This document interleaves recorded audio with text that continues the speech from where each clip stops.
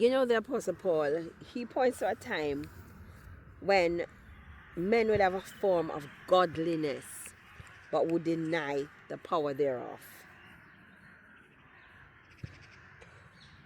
We greatly regret to see the Protestant church active in the fulfillment of this prophetic picture.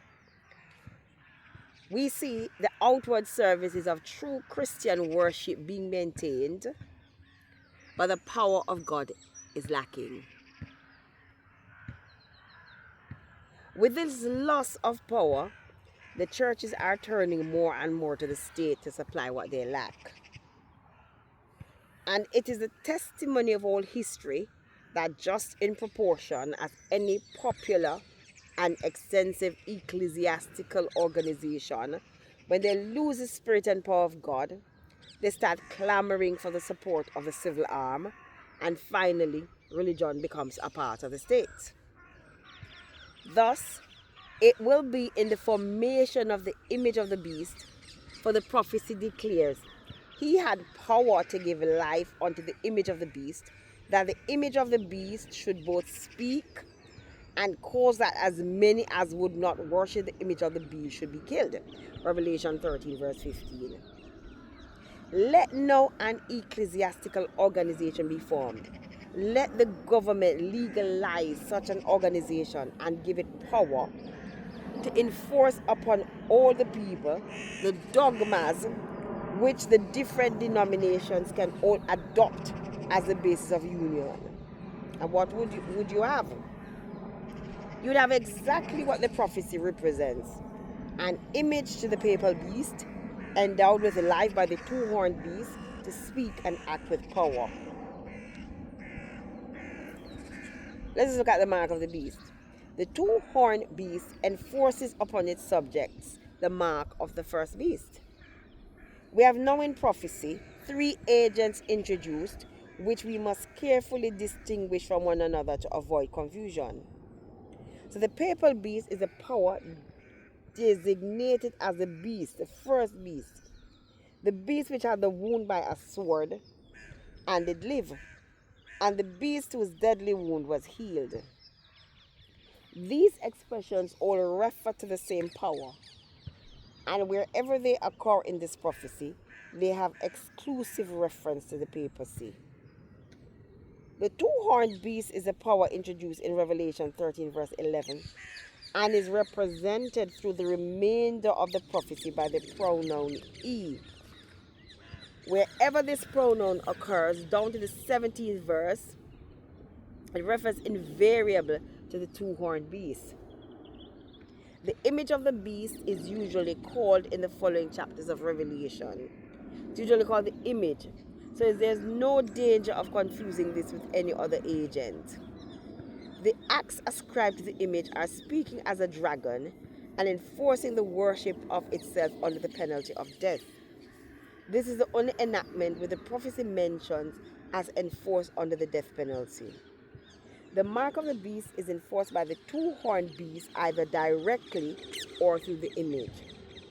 The penalty attached to a refusal to refuse this mark is a forfeiture of all social privileges, a deprivation of the right to buy and sell. The mark is the mark of the papal beast.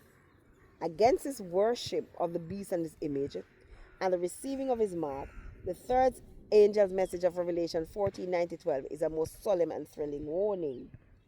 This then is the issue which, according to this prophecy, we are soon to be called upon to meet.